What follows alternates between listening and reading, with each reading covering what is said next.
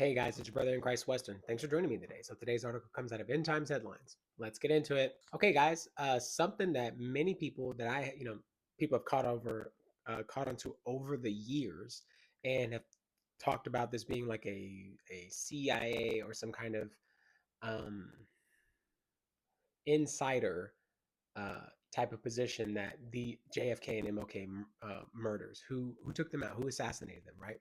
Um, Meaning, was there something where these figures in history were uh, going to cause a problem if they remained alive, right? So let's read. It says here, Trump orders the release of secret files of JFK and MLK murders.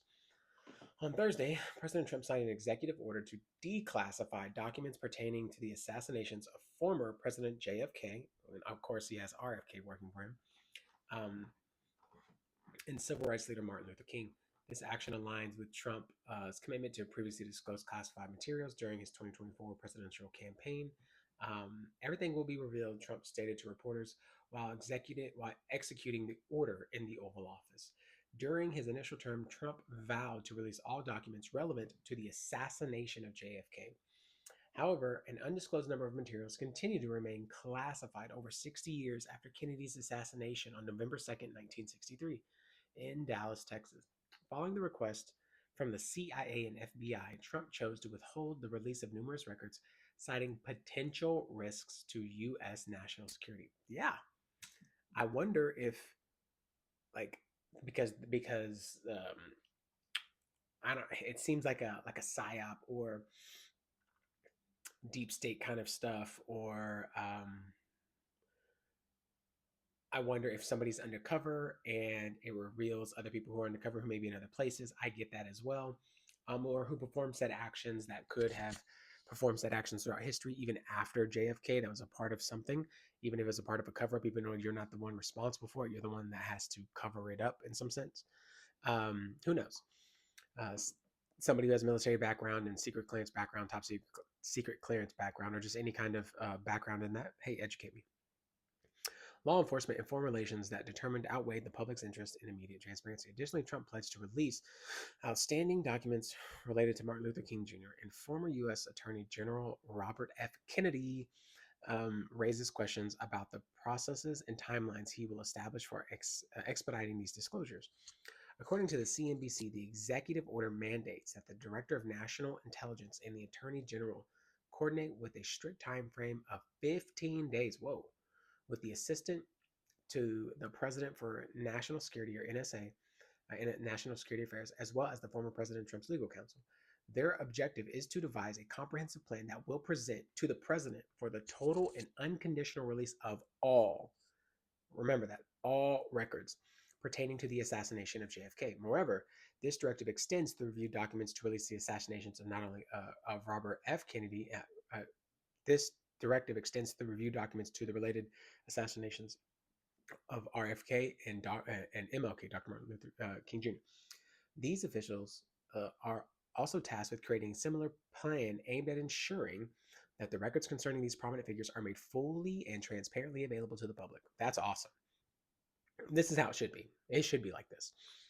The executive order underscores a significant concern, stating more than 50 years after the tragic assassinations of JFK, Senator RFK, and Reverend Dr. Martin Luther King, the federal government has yet to disclose all records associated with these pivotal events to American public.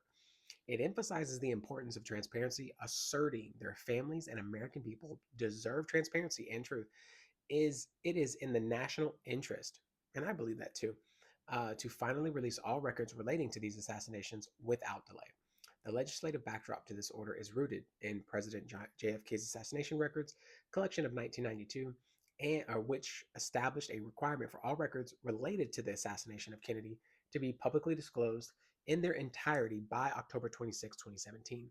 The disclosure would be postponed if the president could certify that such a delay was necessary due to identifiable harm to military defense. This is where the national security comes into play.